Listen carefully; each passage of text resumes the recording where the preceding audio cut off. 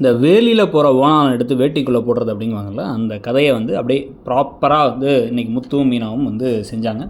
நல்ல மனசு, நாங்கள் ரொம்ப நல்லவங்க அப்படின்னு வந்து எப்பயுமே இவங்க வந்து காமிச்சிட்டே இருப்பாங்கங்கிறது நமக்கு தெரியும். ஆனால் வந்து சில சமயங்களில் வந்து பார்த்தா நல்லவனாக இருக்கிறத விட கொஞ்சமாச்சும் வல்லவனாக, கொஞ்சமாச்சும் வந்து கொஞ்சம் யோசிக்கிற திறன் உள்ளவனாக இருக்கணும்.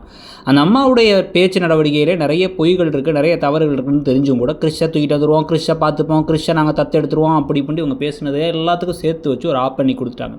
கரெக்டாக இப்போ இதில் இப்போ ஆஃபீஸில் உட்காந்து தூங்கிட்டு இருக்காரு மனோஜ். அவர்கிட்ட வந்து என்னடா பிரச்சனை அப்படின்னு சொல்லி கேட்டால் வந்து நைட்டெல்லாம் டான்ஸ் ஆட விட்டீங்க அதனால் டயர்டாக இருக்குங்கிறாரு.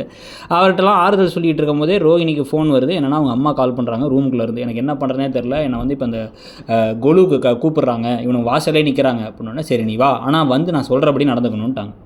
இங்கே வந்ததுக்கப்புறமா என்னடா இன்னும் இந்த மீனா வரல வேலையெல்லாம் யார் செய்வான்னு 8 நாள் அவன் செஞ்சு ஒரு நாள் செய்கிறது கூட வந்து தயங்கிக்கிட்டு இருக்காங்க விஜயா. அப்போ அந்த சமயத்தில் வந்து கரெக்டாக மீனா இந்த கிறிஷோடலாம் வர வந்ததுக்கப்புறமா அவர் கிறிஷுக்கு வந்து கிருஷ்ணர் வேஷம்லாம் போட்டு கூப்பிட்டு வர அதெல்லாம் பார்த்து கடுப்பாக இருக்காங்க விஜயா.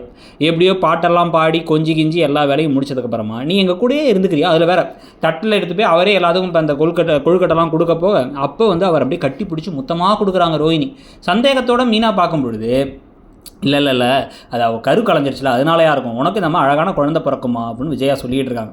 இப்போ தான் மடியில் வச்சு பாட்டு பாடிக்கிட்டு இருக்கும் பொழுது டக்குன்னு வந்து நீ என் கூடவே இருந்துக்கிறியான்னு முத்து கேட்டோடனே என்ன நினச்சிட்டு இருக்கீங்க உன் மனசில், அவன் ஏன் அவன் கூட இருக்கணும், நானும் பொறுத்து வந்து பார்த்தான்னு கோவப்படுறாங்க இப்போ ரோஹிணியுடைய அம்மா.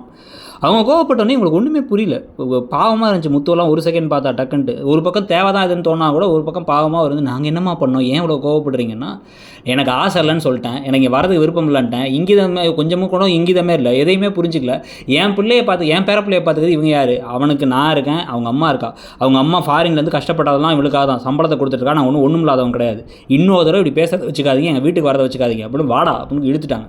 இல்லைம்மா மன்னிச்சிருங்கம்மான்னு எல்லாரும் வந்து அண்ணாமலையிலேருந்து ரவிலேருந்து எல்லாரும் பேச வந்து அவங்கள்ட்டையும் சொல்லிட்டாங்க அதெல்லாம் கிடையாது, என் பேரப்புள்ள அவன் உனக்கு யார் கூட இருக்கணும் அப்படின்னா வந்து அந்த கிறிஸ்டி திருப்பி அவங்க அம்மாவை பார்த்து அம்மா கூடங்கிறாரு. பாருங்கள் அம்மா கூட தான் இருக்கணும், அம்மா இங்கே தான் இருக்காங்க, ஆனால் வந்து அதை சொல்லாமல் அவங்க அம்மா கூட தான் இருப்பான் வாங்க போகலாம் அப்படின்னு கூப்பிட்டு போயிடுறாங்க.